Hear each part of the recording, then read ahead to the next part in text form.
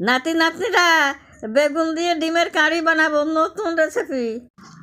প্রথমে বেগুন গেলাম ফানা ফানা করে কাটিয়ে নিই, জল দিয়ে পরিষ্কার করে ধুয়ে তুলে নেব। এবার একটা বাটিতে 4টে ডিম ফাটে নিই, ওর মধ্যে সামান্য লবণ হলুদ গুঁড়ো দিয়ে ভালো করে গুলিয়ে নিই। কড়াইতে সামান্য তেল দিয়ে ডিমগুলোটা দিয়ে ধরে ধরে করে ভাজিয়ে তুলে নেব। ওই কড়াইতে বেশ খানিক সর্ষের তেল দিয়ে এবার কাটিয়ে রাখা বেগুনগুলো দিয়ে উল্টি পাল্টি সব লাল লাল করে ভাজিয়ে তুলে নেব। এবার ওই তেলে শুকনো লঙ্কা, তেজপাতা, গরম মশলা ফোড়ন দিয়ে পেঁয়াজ কুচি দিয়ে ভাজি, রসুন বাটা, আদা বাটা, হলুদ গুঁড়ো, লঙ্কা গুঁড়ো, জিরির গুঁড়ো, সামান্য জল দিয়ে ভালো করে কষি জিরা লঙ্কা টমেটো দিয়ে স্বাদ মতো লবণ দিয়ে আর একটু কষি জল দিয়ে ঝোলটাকে আর ভালো করে ফুটে নিই। বেগুন গলা দিয়ে ওর সঙ্গে ঝুরি করা ডিম গলাও দিয়ে ভালো করে নাড়ি চাড়ি ধনিয়ার পাতা দিয়ে নামিয়ে নেব। আমার রান্না হয়ে গেছে, এবার গরম গরম ভাতের সঙ্গে নিয়ে টেস্ট করবো। বাবা, খেতে খুব মজা। টাটা।